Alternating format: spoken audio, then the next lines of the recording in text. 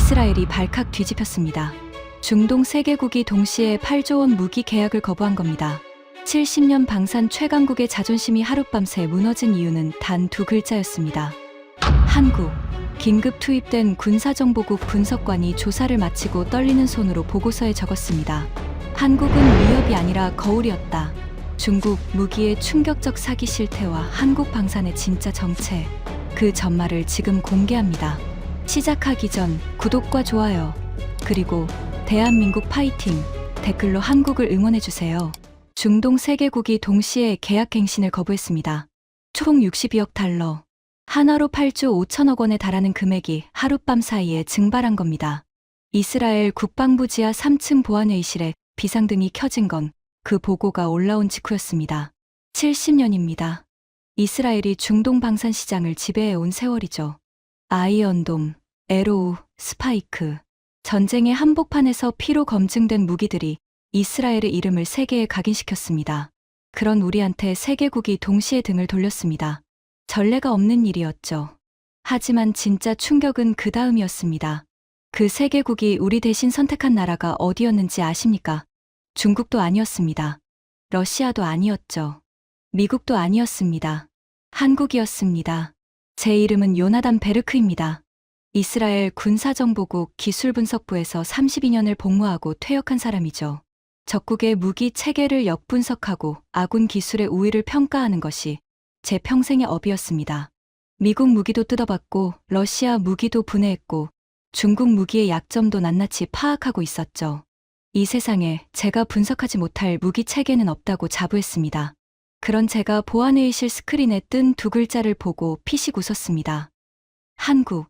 잠깐 구독과 좋아요 한 번씩만 꾹 눌러주시면 영상 제작에 정말 큰 힘이 됩니다. 그날 회의실에는 8명이 모여 있었습니다. 국방부 수출전략국장, SIBAT 차장, 방산기업 대표 2명, 군사정보국 현직 분석관 2명, 그리고 자문위원인 저까지. 공기가 무거웠습니다. 에어컨이 가동되고 있었는데도 회의실 안에 열기가 느껴졌죠. 화면에는 붉은색으로 표시된 지도가 떠 있었습니다. 중동 전역이었죠. 세 개국의 위치에 X표가 찍혀 있었습니다.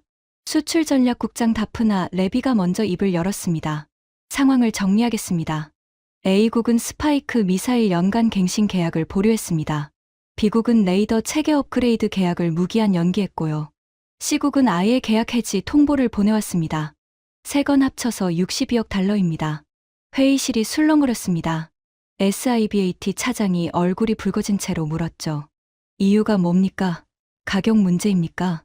다프나가 고개를 저었습니다. 가격이 아닙니다. 세 나라 모두 같은 이름을 언급했습니다. 화면이 바뀌었습니다. 세 나라에서 보내온 공식 서한의 핵심 문구가 나란히 나열됐죠. 저는 눈을 가늘게 뜨고 읽었습니다. A국의 서한에는 이렇게 적혀 있었습니다. 대한 공급처와의 협의를 우선 진행하고자 합니다. B국도 비슷했죠. 신규 체계 도입 검토를 위해 기존 계약을 재조정하겠습니다. C국은 더 직접적이었습니다. 타국 방산 체계로의 전환을 결정했음을 통보합니다. 세 나라 모두 돌려 말하고 있었지만 가리키는 방향은 같았습니다. 다프나가 화면을 한 번 더 전환했죠. 그 대한 공급처가 여기입니다. 태극기가 화면에 떴습니다. 회의실이 2초간 완전히 조용해졌습니다. 그리고 누군가 웃음을 터뜨렸죠. 방산기업 대표 에탄 골드버그였습니다. 한국이요? 진지하게 말하는 겁니까? 저도 솔직히 같은 생각이었습니다. 한국이라. 한국의 무기를 우리가 모르는 것은 아니었죠. K9 자주포가 꽤 팔리고 있다는 건 알고 있었습니다. 폴란드가 대량 구매했다는 뉴스도 봤죠. 하지만 그건 육상 장비 이야기였습니다. 자주포나 전차 같은 물건이죠. 정밀 미사일과 방공 체계, 레이더 시스템은 차원이 다른 영역입니다. 그건 이스라엘, 미국, 유럽이 지배하는 시장이었죠. 한국이 끼어들 자리가 아니었습니다. 아니, 그렇게 믿고 있었습니다. 다프나가 저를 바라봤습니다. 요나단 자문위원. 위원회에서 원인 분석을 맡아주실 수 있습니까? 저는 커피잔을 내려놓으며 대답했습니다. 한국 무기 체계 분석이라면 이틀이면 됩니다. 자신감이 아니라 무시였죠. 한국 무기가 뭐 대단하겠어. 어차피 서방 기술 조합해서 만든 물건일 테니까. 뜯어보면 금방 나올 거라고 생각했습니다. 분석관 시절 중국 무기를 역분석할 때도 3일이면 약점을 전부 찾아냈거든요. 한국이 중국보다 나을 리가 없다고 봤습니다. 그런데 다프나가 예상 밖의 말을 덧붙였습니다. 서면 분석만으로는 부족합니다. 현장을 직접 보셔야 합니다. 현장이요? 중동에 직접 가셔야 합니다. 시국 현장을요? 한국 무기가 실전에서 사용된 곳입니다. 저는 멈칫했습니다. 실전에서 사용됐다고요? 저는 그 부분을 몰랐습니다. 한국 무기가 실제 전투에 투입됐다는 보고를 제가 놓친 겁니다. 퇴역 이후 정보 접근이 제한됐으니 그럴 수도 있었지만 32년 경력의 자존심에 금이 가는 순간이었죠. 하지만 내색하지 않았습니다. 알겠습니다. 가겠습니다. 회의가 끝나고 복도를 걸어 나오는데 에탄이 뒤에서 따라왔습니다. 요나단, 한국이 뭘 만들었길래 이 난리인지 나도 궁금하긴 해. 하지만 걱정은 안 해. 이스라엘 무기를 대체할 수 있는 나라는 이 세상에 없으니까. 저도 같은 생각이었습니다. 에탄의 어깨를 두드리며 말했죠. 일주일이면 돌아올 거야. 보고서 한 장이면 끝나는 일이야. 중동행 비행기를 타기 전에 저는 한국 방산에 대한 기본 자료를 정리했습니다. 분석관 시절 버릇이죠. 어떤 대상이든 만나기 전에 전부 파악하고 가는 겁니다. 자료를 읽으면서 저는 코웃음이 나왔습니다. 한국의 방산 수출 역사를 보면 시작이 한심할 정도였거든요. 이스라엘은 건국 직후부터 무기를 자체 개발했습니다. 생존이 걸린 문제였으니까요. 사방이 적이었고 아무도 도와주지 않았습니다. 그래서 직접 만들었죠. 우지 기관단총부터 메르카바 전차까지 피와 땀으로 빚어낸 기술이었습니다. 한국은 달랐죠. 기술을 샀습니다. 미국한테도 사고 유럽한테도 사고 그리고 우리한테도 샀습니다. 저는 그 기억이 선명했거든요. 30여 년 전이었습니다. 제가 군사정보국에서 중령으로 근무하던 시절이죠. 이스라엘 방산기업 몇 곳이 한국에 기술 이전 계약을 체결했습니다. 미사일 유도 기술이었죠. 한국은 자국산 미사일을 개발하겠다면서 우리 기술이 필요하다고 했습니다. 당시 사무실에서 동료 아비브가 이렇게 말했던 게 기억납니다. 한국이 미사일을 만들겠다고? 자동차도 제대로 못 만들던 나라가? 모두가 웃었죠. 저도 웃었습니다. 당시 한국은 국제방산시장에서 존재감이 없었으니까요. 기술 이전이 승인된 건 순전히 돈 때문이었습니다. 한국이 상당한 금액을 지불했고 우리는 어차피 핵심 기술은 빼고 넘겨줬으니까요. 쉽게 말해 레시피의 재료만 알려주고 조리법은 안 가르쳐 준 겁니다. 재료만 갖고 요리를 할 수 있으면 그게 천재지. 아비브가 그때 한 말이 지금도 귀에 남아 있습니다. 한국 기술진이 이스라엘에 연수를 왔을 때 저는 보안 관련 업무로 그들과 접촉한 적이 있었습니다. 젊은 엔지니어 10여 명이었죠. 인상적이었던 건 그들의 눈빛이었습니다. 굶주린 사람의 눈이었어요. 정보를 흡수하려는 갈망이 눈에서 불꽃처럼 타오르고 있었죠. 하지만 저는 그때 걱정하지 않았습니다. 이유는 간단했어요. 미사일 유도 기술은 재료만 안다고 되는 게 아닙니다. 수십 년간 축적된 실전 데이터, 수천 번의 시행착오, 그리고 실제 전쟁에서 피드백을 받아 개선한 경험. 이것 없이는 진짜 무기를 만들 수 없습니다. 책에서 요리법을 읽는다고 미슐랭 셰프가 되는 게 아닌 것과 같죠. 이스라엘은 4차례의 중동 전쟁을 치르면서 그 경험을 쌓았습니다. 한국은 전쟁을 겪긴 했지만 그건 70년도 더 전 이야기였고 현대전과는 거리가 멀었죠. 실전 경험의 깊이가 비교 자체가 안 됐습니다. 그래서 저는 안심하고 있었습니다. 30여 년이 지났지만 그 판단은 변하지 않았다고 생각했죠. 한국이 K9 자주포를 잘 만든다는 건 인정합니다. 포를 만드는 건 상대적으로 단순하니까요. 하지만 정밀 유도 미사일, 다층 방공 체계, 통합 전투관리 시스템, 이런 첨단 영역은 다릅니다. 이건 이스라엘, 미국, 러시아만이 진입한 영역이었습니다. 비행기 안에서 자료를 정리하면서 저는 옆 좌석에 앉은 수행원 탈에게 말했습니다. 탈, 이번 출장은 길어야 5일이야. 현장 데이터 수집하고 현지 관계자 만나서 이유 파악하면 끝이야. 원인이 뭘 거라고 보십니까? 가격이겠지. 한국이 우리보다 싸게 팔았을 거야. 중동 국가들은 늘 그래. 10년 쓸 무기를 사면서도 1원이라도 아끼려고 하니까. 싼 거 사서 후회하는 건 항상 저쪽이야. 탈이 태블릿을 건네며 말했습니다. 자문위원님, 이것 좀 보시겠습니까? 시국 전투 보고서 요약입니다. 기밀 해제된 부분만 발췌한 거예요. 저는 태블릿을 받아들고 읽기 시작했습니다. 비행기 창문으로 지중해에 파란 빛이 쏟아지고 있었죠. 보고서 첫 페이지를 넘겼습니다. 중국산 방공 시스템의 실전 투입 결과라고 적혀 있었습니다. 그 아래에 빨간 글씨로 요격률 제로라는 문구가 찍혀 있었죠. 저는 고개를 갸우뚱했습니다. 제로? 한 발도 못 맞췄다고? 중국 무기가 형편없다는 건 알고 있었지만 제로라니. 그건 좀 심하다고 생각했습니다. 보고서를 더 읽었죠. 16기 배치 중 12기 미작동. 나머지 4기 발사했으나 전탄 실패. 긴급 연락 23회 시도. 응답 없음. 23회 전화해서 한 번도 안 받았다고요? 저도 모르게 중얼거렸습니다. 탈이 고개를 끄덕였죠. 그리고 같은 전장에서 한국 시스템이 투입됐습니다. 결과는 다음 페이지에 있습니다. 저는 페이지를 넘겼습니다. 요격 시도 전탄 성공. 잠시 손이 멈췄습니다.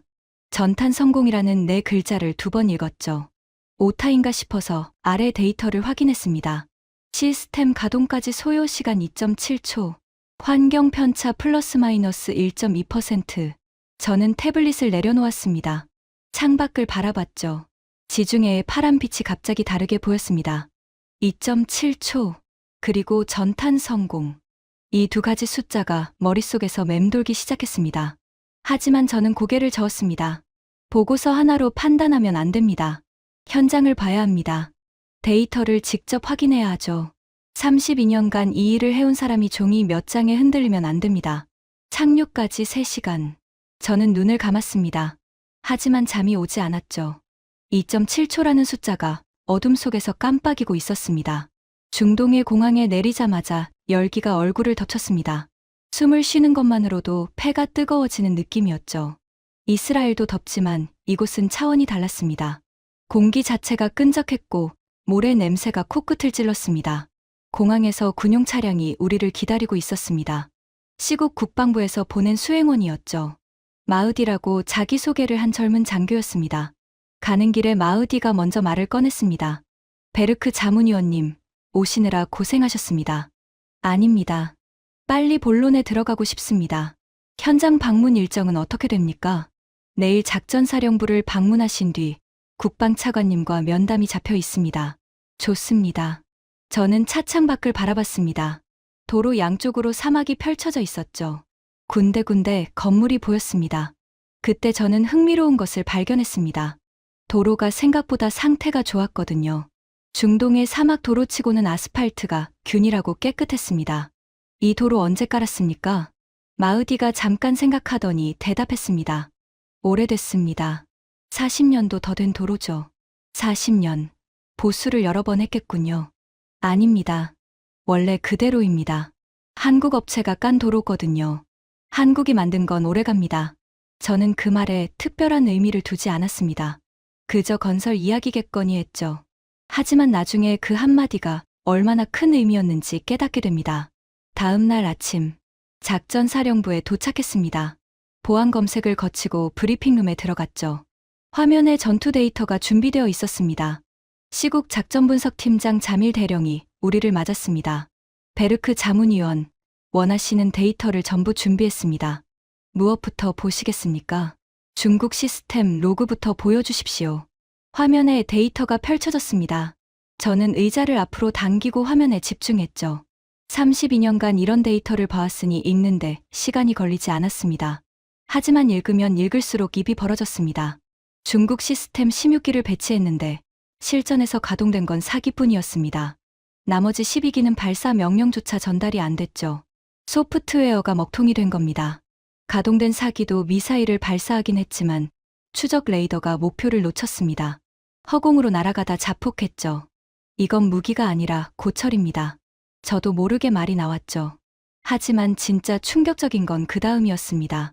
자밀 대령이 통신 기록을 보여줬거든요. 전투 중 중국 측에 긴급 연락을 시도했습니다. 총 23회. 응답 없음. 23회 전부요? 전부입니다. 신호음만 울리다 끊어졌습니다. 저는 자밀 대령의 얼굴을 봤습니다. 그의 눈에는 분노가 아니라 체념이 담겨 있었습니다. 이미 분노의 단계는 지난 거죠. 그뿐이 아닙니다. 자밀 대령의 목소리가 낮아졌습니다. 전투 중에 중국 기술 지원단이 있었습니다. 미사일이 날아오기 시작하자 그들은 작전실에서 사라졌습니다. 사라졌다니요? 도주했습니다. 자기들이 만든 무기가 작동하지 않는 상황에서 기술지원단이 현장을 버리고 도망친 겁니다. 나중에 확인하니 공항으로 가서 첫 비행기를 탔더군요. 저는 할 말을 잃었습니다. 무기를 팔아놓고 전쟁이 터지니까 도망을 쳤다. 이건 무책임을 넘어선 배신이었습니다.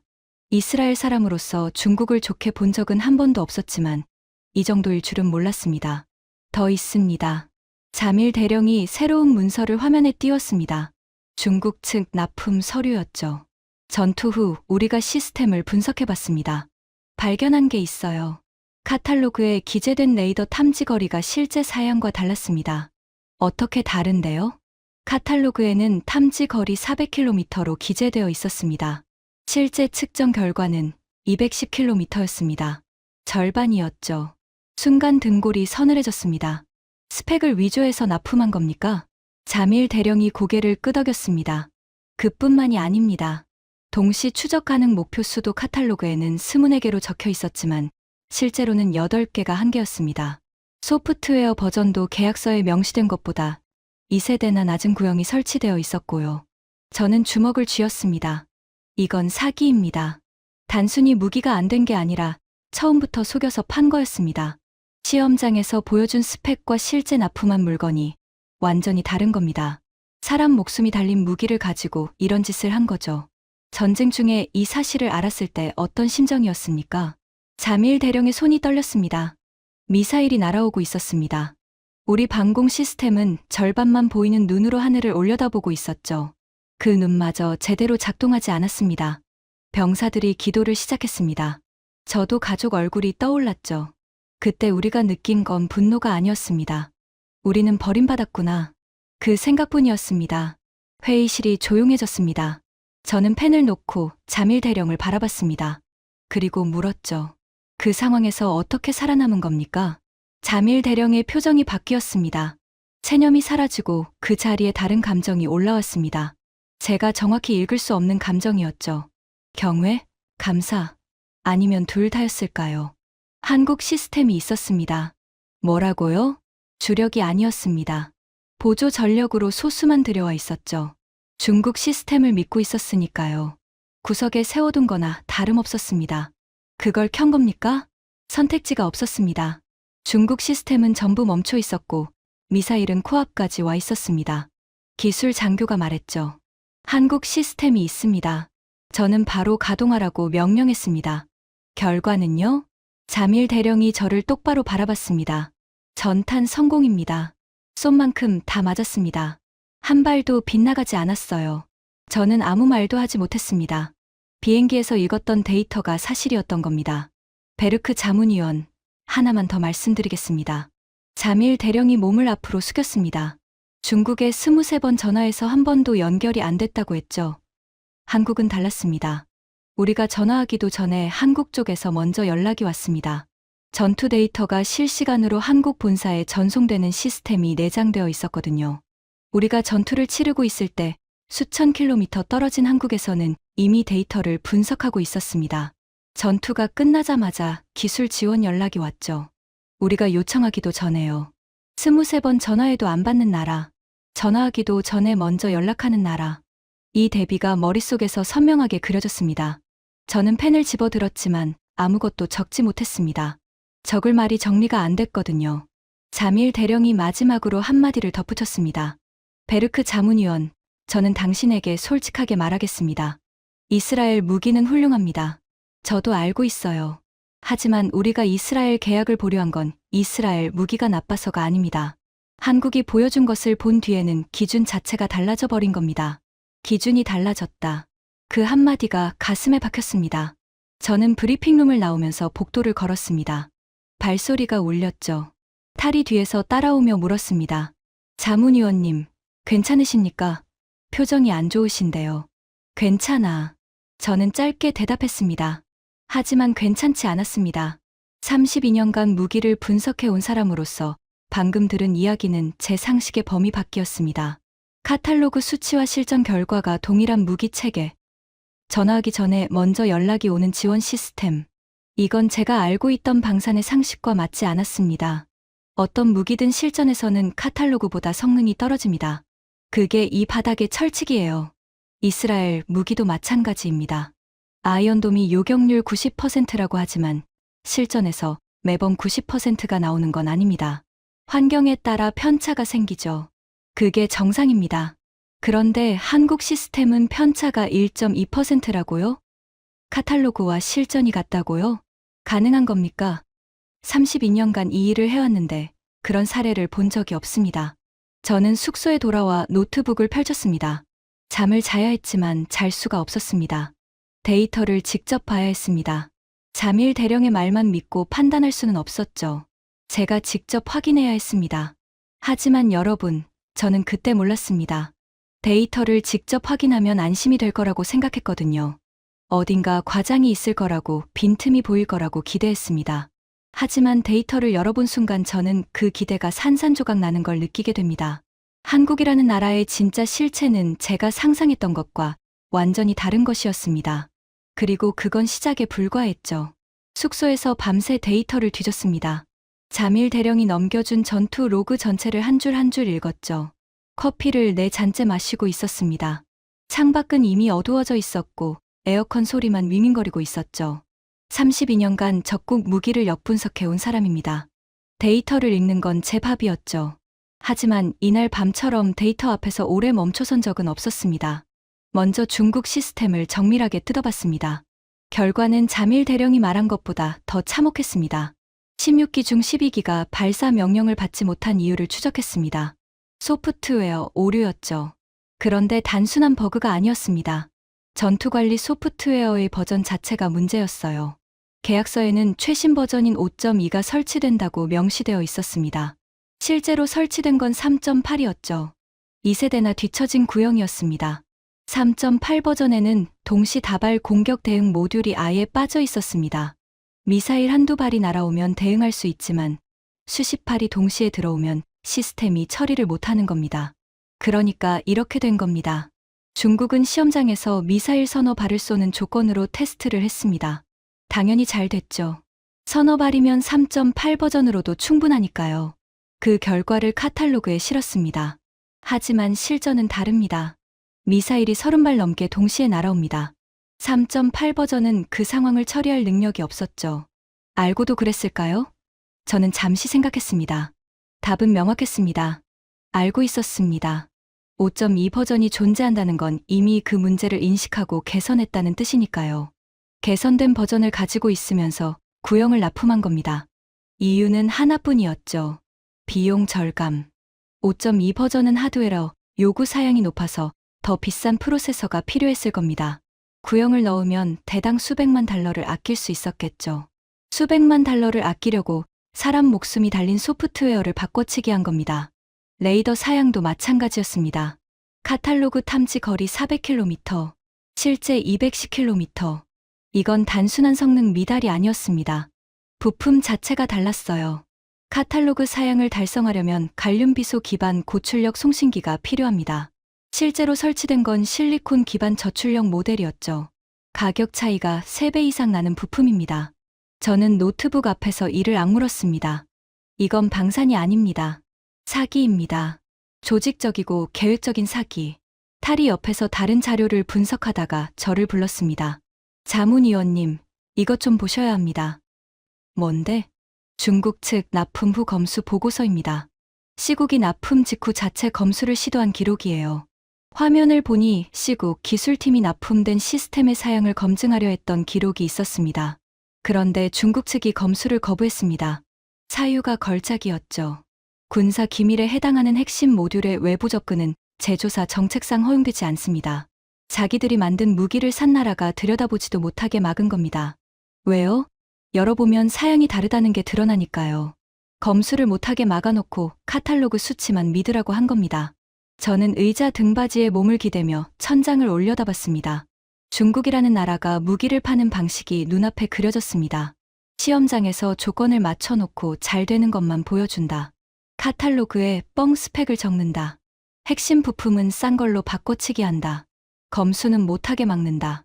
전쟁이 터지면 전화를 안 받는다. 기술 지원단은 도망간다. 그리고 나중에 뭐라고 했는지 아십니까? 탈이 또 다른 문서를 보여줬습니다.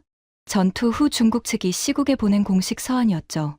실전 환경이 시험 조건의 범위를 초과하였으며 운용국의 유지보수 절차 미준수가 성능 저하의 주된 원인으로 판단됩니다. 저는 그 문장을 3번 읽었습니다.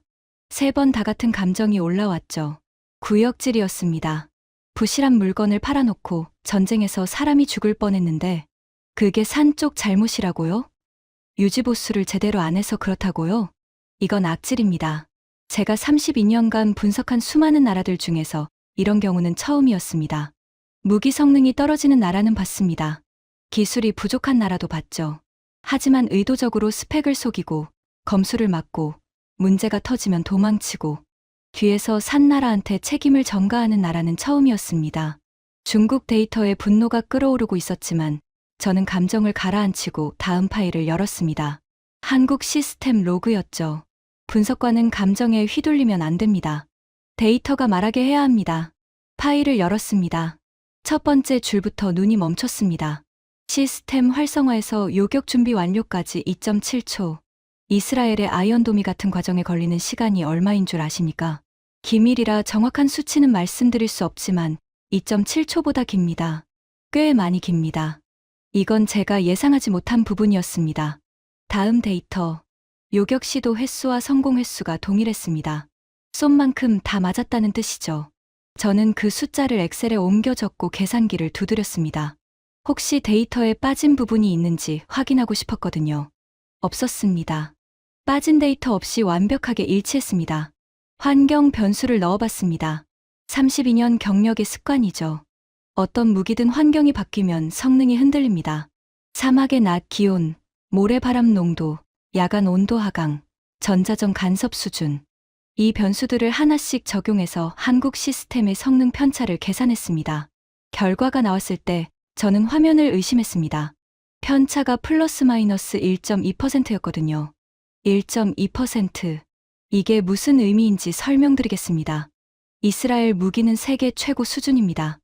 우리 무기도 환경 편차가 7에서 12% 정도 됩니다. 사막에서 쏘면 시험장보다 성능이 그만큼 떨어진다는 뜻이죠. 미국 패트리엇도 비슷합니다. 러시아 S400은 15%가 넘고요. 이게 정상입니다. 환경이 달라지면 성능이 떨어지는 게 물리 법칙이에요. 피할 수 없는 겁니다. 그런데 1.2%라고요? 저는 자리에서 일어났습니다. 방 안을 왔다 갔다 했죠. 생각을 정리해야 했습니다. 이건 2가지 중 하나입니다. 데이터가 거짓이거나 아니면 이 시스템을 만든 사람들이 무언가 완전히 다른 방식으로 접근한 거죠. 탈에게 말했습니다. 내일 자밀 대령한테 원본 로그를 요청해. 가공되지 않은 날 것 그대로. 내가 직접 처음부터 돌려볼 거야. 다음 날 원본 로그를 받았습니다. 밤새 돌렸죠. 결과는 같았습니다. 제가 어떤 변수를 넣어도 어떤 조건을 바꿔도 한국 시스템의 성능은 거의 동일하게 유지됐습니다. 그때 탈이 한 가지를 발견했습니다. 자문위원님, 한국 시스템의 소프트웨어 설정 파일을 보세요. 이상한 게 있습니다. 뭐가? 환경 보정 파라미터가 입력되어 있어요. 근데 이게 범용 수치가 아닙니다. 이 지역의 구체적인 기후 데이터예요. 평균 기온, 최고 기온, 최저 기온, 습도 범위, 모래바람 농도, 심지어 이 지역 상공의 평균 풍속까지 입력되어 있습니다. 저는 탈의 화면을 들여다봤습니다. 눈이 커졌죠. 파라미터가 수백 개였습니다. 이 사막의 환경 데이터가 소수점 2자리까지 입력되어 있었습니다. 이걸 누가 넣은 거지? 납품 기록을 보니까 출하 전에 이미 설정이 완료된 상태로 도착했습니다. 한국에서 보내기 전에 다 넣어놓은 거예요. 저는 입을 다물 수가 없었습니다. 이 사막에서 수천 킬로미터 떨어진 나라에서 이곳의 모래바람 농도까지 계산해서 집어넣었다고요? 그래서 환경 편차가 1.2%밖에 안 된 겁니다. 환경이 변해서 성능이 떨어지는 게 아니라 애초에 그 환경을 다 계산해놓고 만든 거니까요. 중국은 시험장에서 자기네 조건으로 시험하고 통과시킨 뒤 그대로 보냈습니다. 사막의 조건은 고려하지 않았죠. 환경이 달라지니까 성능이 추락한 거고요. 한국은 반대였습니다. 보내기 전에 그 나라의 환경을 연구했습니다. 기후 데이터를 수집하고 시뮬레이션을 돌리고 거기에 맞춰서 소프트웨어를 세팅한 겁니다. 그래서 도착하자마자 바로 가동이 되었고 실전에서 카탈로그 수치와 동일한 성능이 나온 거죠. 저는 의자에 털썩 주저앉았습니다. 32년간 무기를 분석해왔습니다. 이런 접근은 처음이었습니다. 보통 무기를 만드는 나라들은 어떻게 합니까? 일단 만듭니다. 그리고 팝니다. 쓰는 쪽에서 알아서 환경에 맞추라는 거죠. 우리 이스라엘도 크게 다르지 않았습니다. 아이언돔을 수출할 때 기본 세팅으로 보내고 현지에서 조정하라고 합니다. 조정하는데 몇 주가 걸리죠. 한국은 조정할 필요 자체를 없앤 겁니다. 보내기 전에 다 해놓으니까요. 탈에게 물었습니다. 이 환경 데이터를 수집하려면 얼마나 걸릴 것 같아? 탈이 파라미터 수를 세더니 대답했습니다. 이 정도 정밀도면 현지에서 최소 1년 이상 기후 관측을 하거나 위성 데이터를 수년간 축적해야 합니다. 납품 전에 이걸 완성하려면 계약 전부터 준비를 시작했어야 해요. 계약 전부터? 네. 최소 2년 전부터요. 저는 한참 동안 아무 말도 하지 못했습니다. 계약을 따기도 전에 그 나라의 사막을 연구하고 있었다는 뜻이잖아요. 이건 무기를 파는 게 아닙니다. 전혀 다른 차원의 일이었습니다. 다음 날 오전, 저는 자밀 대령을 다시 만났습니다. 이번에는 다른 질문을 하려고 했죠. 대령, 중국 시스템의 실전 실패 이후 중국 측의 반응이 어땠습니까? 자밀 대령의 표정이 어두워졌습니다. 그가 서류 한 뭉치를 꺼냈죠. 전투가 끝나고 우리는 중국 측에 공식 항의를 했습니다. 스펙 위조, 긴급 연락 불통, 기술 지원단 이탈. 전부 문서화해서 보냈죠. 중국이 뭐라고 했습니까? 자밀 대령이 쓴웃음을 지었습니다. 처음에는 침묵했습니다. 2주 동안 아무 응답이 없었죠. 그래서 우리가 국제 중재를 신청하겠다고 통보했습니다. 그제야 반응이 왔어요. 뭐라고 했는데요? 자밀 대령이 서류를 펼쳤습니다. 중국 측 공식 서한이었죠. 이 사안의 국제적 공개는 양국 경제 협력 관계에 심각한 영향을 미칠 수 있음을 알려드립니다. 저는 눈을 가늘게 떴습니다. 이건 외교적 표현이지만 해석하면 한마디입니다. 입 다물지 않으면 경제 보복하겠다. 협박한 겁니까? 대놓고는 아닙니다. 하지만 같은 시기에 우리나라에 대한 1대1로 투자 재검토 소식이 흘러나왔습니다. 인프라 사업 3건이 갑자기 보류됐죠. 우연이라고 하기엔 타이밍이 너무 정확했습니다. 저는 이를 악물었습니다. 부실한 무기를 팔아서 사람을 죽을 뻔하게 해놓고 항의하니까 경제 보복으로 입을 막으려 한 겁니다. 하지만 자밀 대령의 이야기는 거기서 끝나지 않았습니다. 우리만 당한 게 아닙니다. 우리가 한국 시스템으로 전환한다는 소식이 퍼지면서 주변 국가들도 움직이기 시작했죠. D국이 한국과 접촉을 시작했습니다. 그러자 중국이 D국에도 같은 수법을 썼어요. 어떻게요? D국 외교부에 비공식 채널로 메시지를 보냈습니다. 한국 무기 도입은 양국 전략적 파트너십에 부합하지 않는다. 신중한 판단을 촉구한다. D국은 어떻게 했습니까? 자밀 대령이 고개를 숙였습니다. D국은 한국 계약을 철회했습니다. 중국 압력에 굴복한 거죠. 주먹이 저절로 쥐어졌습니다. 중국은 자기 무기가 실전에서 완전히 망가졌다는 사실을 숨기면서 다른 나라들이 한국으로 가는 것까지 막고 있었습니다. 자기 물건은 안 되면서 남이 좋은 물건 사는 것도 방해하는 겁니다. 하지만 모든 나라가 굴복한 건 아닙니까? 자밀 대령이 고개를 들었습니다. 눈빛이 달라져 있었죠. 우리는 굴복하지 않았습니다. 중국 무기 때문에 우리 병사들이 죽을 뻔했습니다. 기도를 하면서 죽음을 각오했습니다. 그걸 겪고 나서 경제 협박이 무섭겠습니까? 인프라 사업 10개를 잃어도 우리 병사들 목숨보다 귀하진 않습니다. 저는 그 말에 아무 대꾸도 하지 못했습니다. 이스라엘 사람으로서 그 감정은 이해할 수 있었거든요. 우리도 같은 경험을 한 민족이니까요. 전쟁에서 배신당한 분노는 어떤 경제적 이익보다 큽니다. 이국 사례도 있습니다. 자밀 대령이 덧붙였습니다. 이국은 중국 무기를 쓰다가 우리랑 같은 경험을 했어요. 실전에서 중국 시스템이 제대로 작동하지 않았죠. 이국이 한국에 접촉하자 중국은 더 노골적으로 나왔습니다. 이국 주재 대사가 직접 국방장관을 찾아가서 말했다고 합니다. 한국 무기를 도입하면 우리는 이를 적대적 행위로 간주할 것이다. 적대적 행위라고요? 무기를 어디서 사느냐가 적대적 행위입니까? 중국은 그렇게 생각하는 모양입니다. 이국은 어떻게 했습니까? 자밀 대령이 미소를 지었습니다. 이 대화 중 처음 보는 미소였죠. 한국 계약에 사인했습니다. 대사가 찾아온 바로 다음 날에요. 저는 그 말에 피식 웃음이 나왔습니다.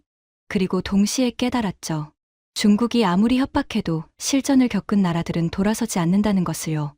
전쟁에서 목숨이 달린 경험을 하고 나면 경제적 협박 따위는 통하지 않습니다. 중국은 무기를 팔면서 공포를 함께 팔고 있었습니다. 하지만 진짜 공포를 경험한 나라들, 중국 무기가 멈추고 미사일이 쏟아지던 그 밤을 경험한 나라들 앞에서 중국의 공포는 아무 힘이 없었죠. 오후에 큰 면담이 잡혀 있었습니다. 시국 국방차관 파드 알무바라크를 만나는 자리였죠. 이 면담이 이번 출장의 핵심이었습니다. 계약 보류 결정을 내린 장본인이니까요. 국방부 건물에 들어서면서 긴장감이 올라왔습니다. 이스라엘 무기가 왜 밀려나고 있는지 이 사람의 입에서 직접 들어야 했습니다. 차관실은 넓었습니다. 에어컨이 3개 돌아가고 있었지만 창문으로 들어오는 사막의 열기가 느껴졌죠. 파드 차관은 덩치가 큰 사람이었습니다. 악수를 하는데 손에 힘이 있었죠. 베르크 자문위원, 먼 길 오셨습니다. 감사합니다, 차관님. 바로 본론으로 들어가도 되겠습니까? 파드 차관이 고개를 끄덕였습니다. 차관님, 솔직하게 여쭙겠습니다. 이스라엘 무기가 문제가 있었습니까? 파드 차관이 잠시 저를 바라봤습니다. 그리고 천천히 입을 열었죠. 문제가 없었습니다. 그러면 왜 계약을 보류하신 겁니까? 이스라엘 무기가 나빠서가 아닙니다. 한국을 만나고 나서 기준이 바뀐 겁니다. 그 말은 잠일 대령도 했었죠. 저는 더 구체적으로 파고들었습니다. 기준이 어떻게 바뀌었는지 설명해 주시겠습니까? 파드 차관이 일어나서 창가로 걸어갔습니다. 창밖으로 사막이 보였죠. 베르크 자문위원, 이스라엘에서 무기를 사면 어떻게 됩니까? 계약하고, 돈 내고, 물건 받고, 설치하는데 3주에서 한 달. 현지 조정이 필요하면 이스라엘 기술팀이 옵니다. 잘 되면 좋고, 문제가 생기면 연락해서 수리받고. 이게 전부죠? 네, 그게 표준 절차입니다. 한국은 달랐습니다. 어떻게요? 파드 차관이 돌아서서 저를 바라봤습니다. 한국 시스템이 도착했을 때 우리 기술팀이 놀란 게 있습니다. 포장을 뜯자마자 바로 가동이 되더라는 겁니다. 바로요? 현지 세팅 없이? 없이요. 이미 다 되어 있었습니다. 우리 지역의 위도, 경도, 기후 데이터, 예상 위협, 유형별 대응 알고리즘까지 전부 사전에 입력된 상태로 왔습니다. 그건 저도 데이터에서 확인했습니다. 하지만 차관의 입에서 직접 듣는 건 다른 무게가 있었죠. 그것뿐이 아닙니다. 파드 차관이 책상 서랍에서 서류를 꺼냈습니다. 한국 측이 납품 전에 보내온 기술 문서입니다. 보시겠습니까? 서류를 받아 펼쳤습니다. 페이지를 넘기다가 저는 멈춰야 했습니다. 기술 문서가 아랍어로 번역되어 있었거든요. 기술 용어까지 현지 기술병들이 이해할 수 있는 수준으로 풀어서요. 이걸 한국이 번역해 준 겁니까? 네. 매뉴얼뿐만 아니라 교육 프로그램도 우리 언어로 준비해 왔습니다. 화상 교육을 매일 진행했고 우리 기술병이 완전히 이해할 때까지 같은 내용을 20번이든 30번이든 반복했습니다. 저는 서류를 내려놓고 차관을 바라봤습니다. 차관님, 하나만 더 여쭙겠습니다. 한국 시스템에 대해 제가 모르는 게 있으니까 방공 체계 외에 다른 것도 도입하신 겁니까? 파드 차관의 눈이 미세하게 변했습니다. 한순간 경계하는 표정이 스치더니 금방 사라졌죠. 왜 그걸 물으시죠? 통합체계 설계도를 봤는데 연결되지 않은 포트가 있었습니다. 다른 무기 체계와 연동하기 위한 구조로 보였는데 현재 비어 있더군요.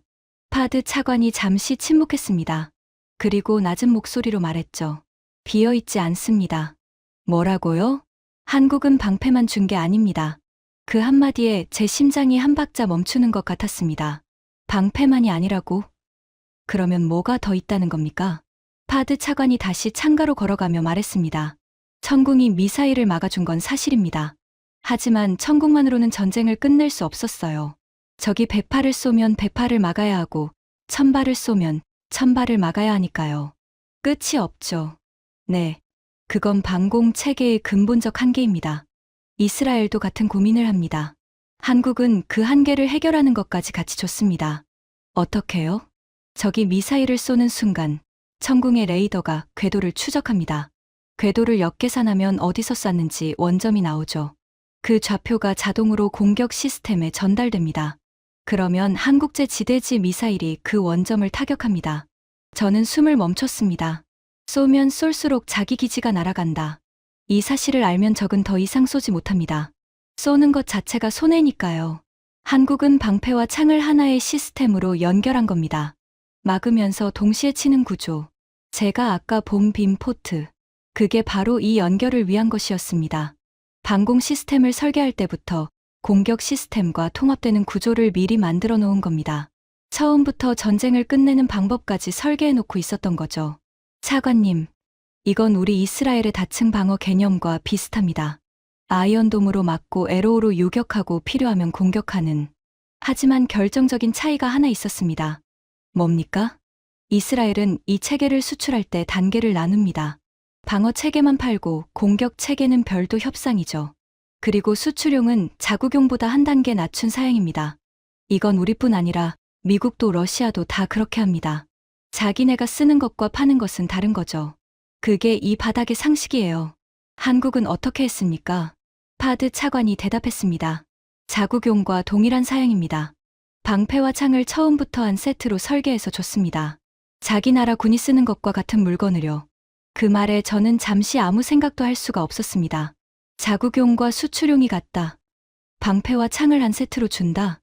이건 제가 32년간 알고 있던 방산의 규칙을 완전히 깨는 것이었습니다. 숙소로 돌아오는 차 안에서 저는 말이 없었습니다. 탈이 옆에서 조심스럽게 물었죠. 자문위원님, 보고서 방향을 어떻게 잡으시겠습니까? 아직 모르겠어. 저는 창밖을 바라봤습니다. 사막 위로 노을이 번지고 있었죠. 붉은 빛이 모래 위에 길게 누워 있었습니다. 한 가지가 계속 걸렸습니다. 한국이라는 나라가 어떻게 이런 물건을 만들 수 있었는지 기술적으로는 이해할 수 있었습니다. 한국의 기술력이 높다는 건 이미 알려진 사실이니까요. 반도체, 자동차, 조선, 기술은 있습니다. 하지만 기술만으로는 설명이 안 되는 부분이 있었습니다.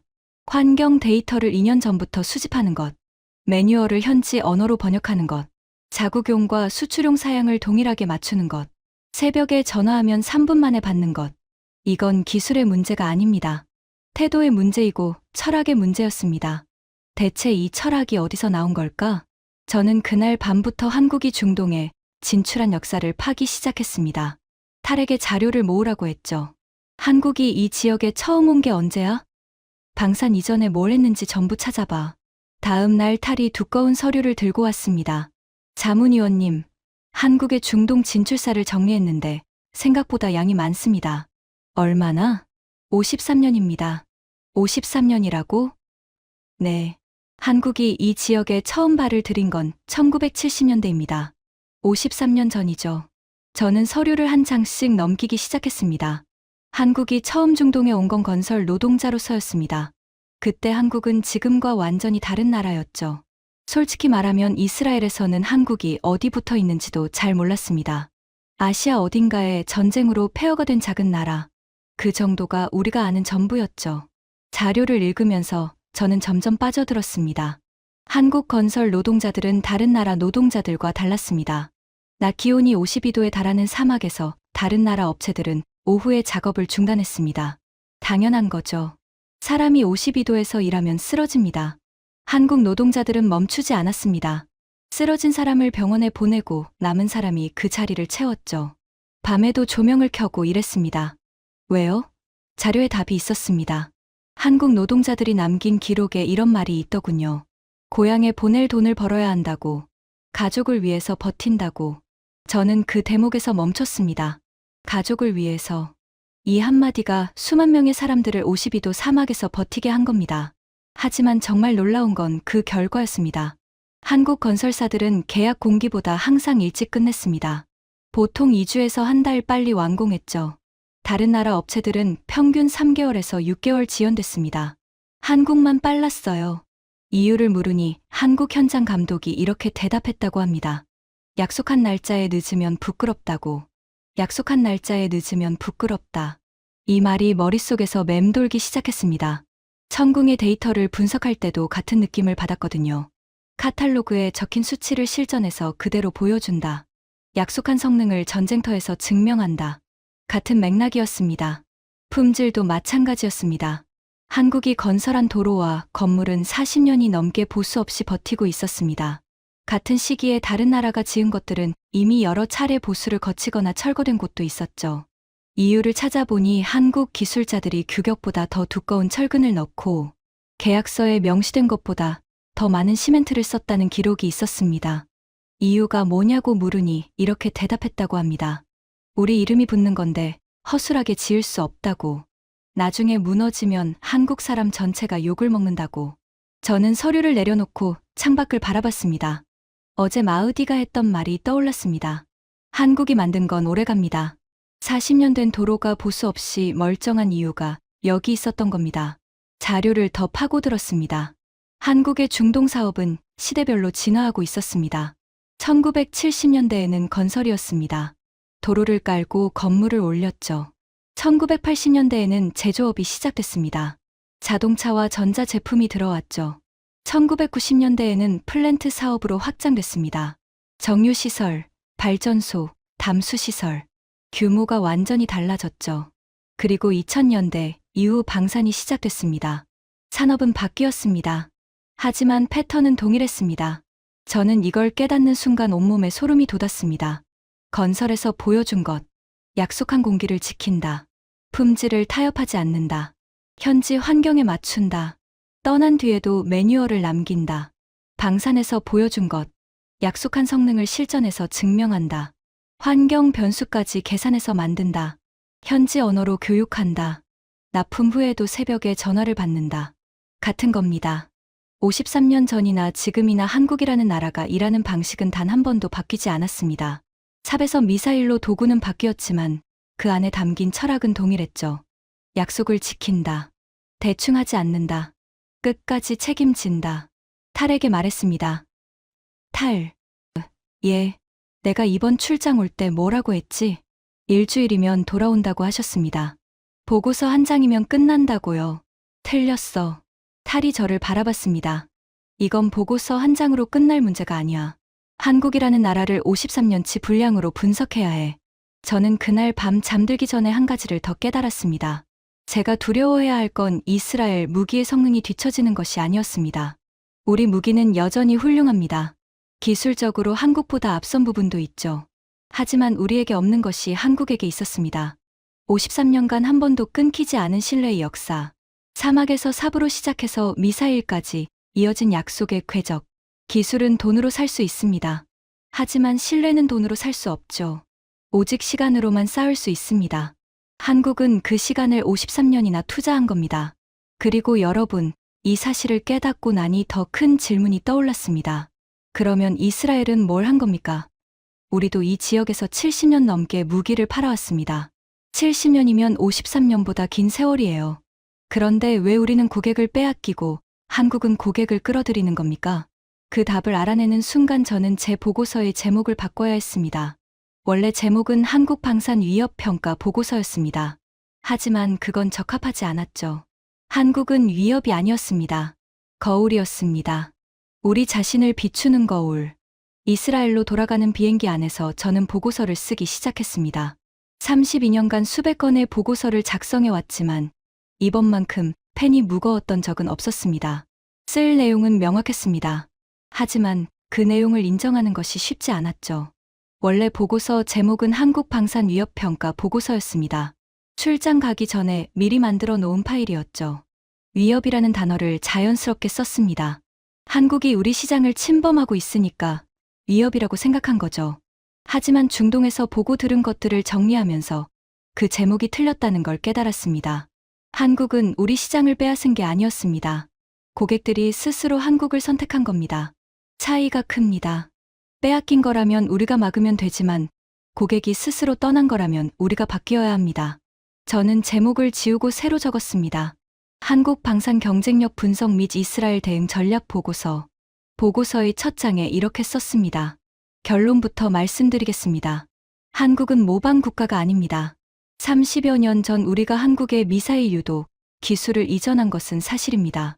한국이 우리에게서 배운 것도 사실이죠.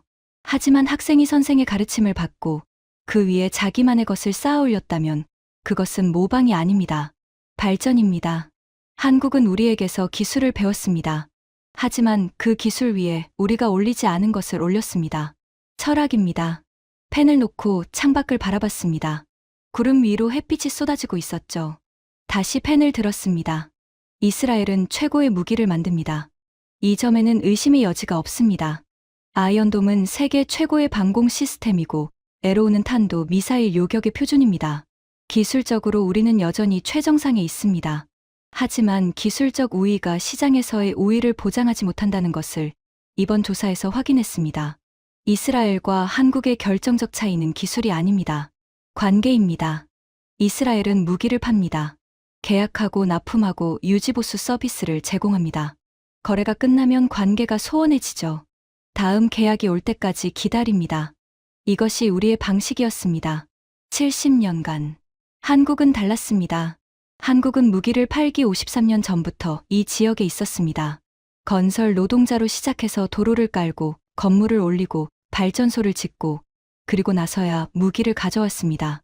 53년간 약속을 지키고 품질을 증명하고 신뢰를 쌓은 다음에 무기를 내놓은 겁니다. 우리는 70년간 무기를 팔았습니다. 한국은 53년간 신뢰를 심었습니다. 그리고 지금 그 신뢰 위에 무기를 올려놓았죠. 기초가 다릅니다. 우리의 기초는 기술입니다. 한국의 기초는 신뢰입니다. 기술은 돈으로 따라잡을 수 있습니다. 하지만 53년간 쌓은 신뢰는 돈으로 살 수 없습니다. 보고서를 쓰면서 한 가지 더 적어야 할 것이 있었습니다. 중국에 대해서요. 이번 조사에서 확인된 중국의 행태는 방산시장 전체의 신뢰를 훼손하는 수준입니다. 스펙 위조, 부품 바꿔치기, 긴급 상황 시 연락 두절, 기술지원단 현장 이탈, 사후 책임 전가, 전환 시도 국가에 대한 경제적 압박. 이는 단순한 상업적 실패가 아니라 구조적이고 의도적인 기만입니다. 중국의 이러한 행태가 오히려 한국에게 기회를 열어준 측면이 있습니다. 중국 무기에 대한 신뢰가 붕괴되면서 대안을 찾는 국가들이 급증했고 그 대안으로 한국이 선택되고 있습니다. 중국이 한국의 가장 효과적인 영업사원이 된 셈입니다. 이 문장을 쓰면서 쓴웃음이 나왔습니다. 하지만 사실이었죠. 텔아비브에 도착해서 보고서를 최종 정리했습니다. 마지막 페이지에 제언을 적어야 했죠. 제언 1점, 한국을 경쟁자가 아닌 잠재적 파트너로 재설정할 것을 권고합니다. 한국의 방산 기술력은 이미 이스라엘과 협력할 수 있는 수준에 도달했으며 특히 체계 통합과 사후 지원 분야에서 이스라엘이 배울 점이 있습니다. 제가 이 문장을 쓸 때 손이 떨렸습니다. 이스라엘이 한국한테 배울 점이 있다. 32년간 이스라엘 군사정보국에서 적국, 무기의 약점만 찾아온 사람이 한국의 강점을 인정하는 문장을 쓰고 있었으니까요. 제언 2점, 이스라엘 방산 수출 모델을 재검토할 것을 권고합니다. 납품 후 관계 단절이 아닌 전주기 지원 모델로 전환해야 합니다. 한국이 보여준 사전 환경 맞춤, 현지 언어 교육, 실시간 기술 지원 방식을 벤치마킹할 필요가 있습니다. 보고서를 국방부에 제출했습니다. 다프나 수출전략국장에게 직접 전달했죠. 다프나가 보고서를 읽는 동안 저는 맞은편 의자에 앉아 기다렸습니다. 10분이 지났습니다. 20분이 지났죠. 다프나가 마지막 페이지를 덮고 저를 바라봤습니다. 한국한테 배우라고요? 배울 점이 있다고 썼습니다. 다프나가 잠시 입을 다물었다가 말했습니다. 이 보고서를 장관에게 올리면 불쾌하실 수 있습니다. 사실이 불쾌하다면 그건 사실의 문제가 아니라 우리의 문제입니다. 다프나가 한참 저를 쳐다봤습니다. 그리고 천천히 고개를 끄덕였죠. 올리겠습니다. 3일 뒤 답신이 왔습니다. 장관실에서 직접 전화가 왔죠. 베르크 자문위원, 보고서 잘 읽었습니다. 감사합니다. 한국의 공동 개발을 제안하라는 건 동의합니다. 다만 한 가지 조건이 있습니다. 뭡니까? 우리가 먼저 손을 내밀지 않겠습니다. 한국이 먼저 오게 만드십시오. 저는 속으로 쓰웃음을 지었습니다. 자존심. 이스라엘의 자존심이 남아있는 겁니다. 한국한테 배울 점이 있다는 건 인정하지만 우리가 먼저 고개를 숙이지는 않겠다는 거죠. 하지만 저는 알고 있었습니다. 시간의 문제라는 것을요. 한국은 매년 더 많은 나라의 선택을 받고 있었고 이스라엘의 점유율은 계속 줄고 있었습니다. 자존심을 지키다가 시장을 잃는 것과 자존심을 내려놓고 새로운 파트너십을 여는 것. 어느 쪽이 현명한 선택인지는 명백했죠. 보고서를 제출한 뒤 며칠간 저는 집에서 시간을 보냈습니다. 퇴역 군인의 일상으로 돌아온 거죠. 하지만 머릿속은 여전히 중동에 가 있었습니다. 사막의 열기, 자밀 대령의 눈빛, 파드 차관의 목소리, 40년 된 도로, 52도에서 삽을 들고 일하던 한국 노동자들.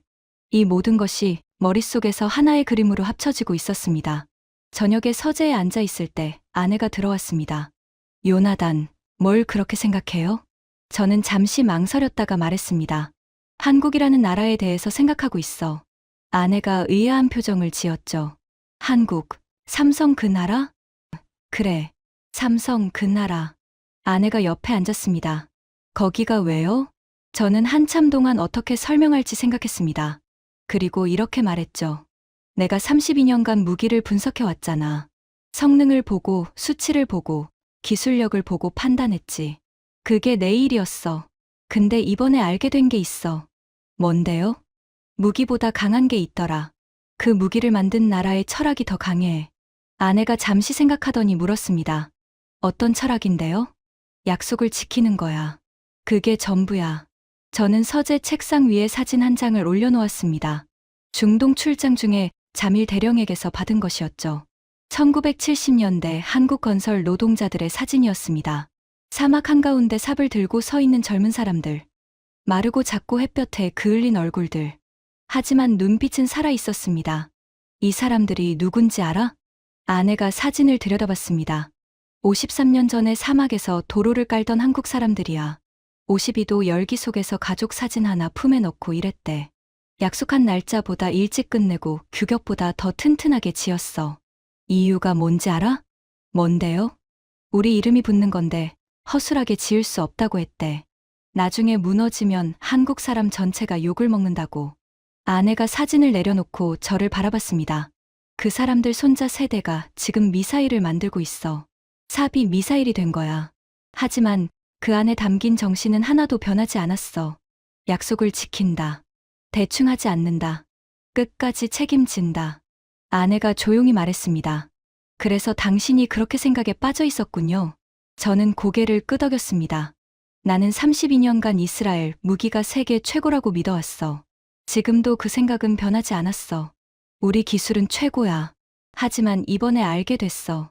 최고의 기술이 최고의 선택은 아닐 수 있다는 걸. 무슨 뜻이에요? 중동 국가들이 한국을 선택한 건 한국 무기가 이스라엘 무기보다 뛰어나서가 아니야. 한국이라는 나라가 이스라엘보다 더 신뢰할 수 있었기 때문이야. 전쟁이 터져도 전화를 받는 나라. 팔고 나서도 끝까지 책임지는 나라. 그게 한국이었어. 저는 창밖을 바라봤습니다. 텔아비브의 밤하늘에 별이 떠 있었죠. 우리 이스라엘은 70년간 무기를 팔았어. 최고의 무기를. 하지만 팔고 나면 관계가 끝났지. 다음 계약 때까지 기다렸어. 한국은 달라. 한국은 무기를 팔기 53년 전부터 그 사막에 있었어. 도로를 깔면서 신뢰를 쌓았고 발전소를 지으면서 관계를 만들었어. 그 신뢰와 관계 위에 무기를 올려놓은 거야. 기초가 달라. 여러분, 이 이야기를 시작할 때 저는 이렇게 말씀드렸습니다. 중동 3개국이 동시에 이스라엘과의 62억 달러 계약을 보류했다고. 이스라엘 국방부에 비상이 걸렸다고. 한국 때문이라고.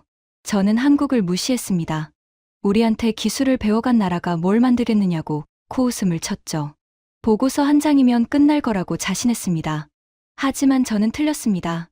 완전히 틀렸죠. 중동의 사막에서 저는 3가지를 봤습니다.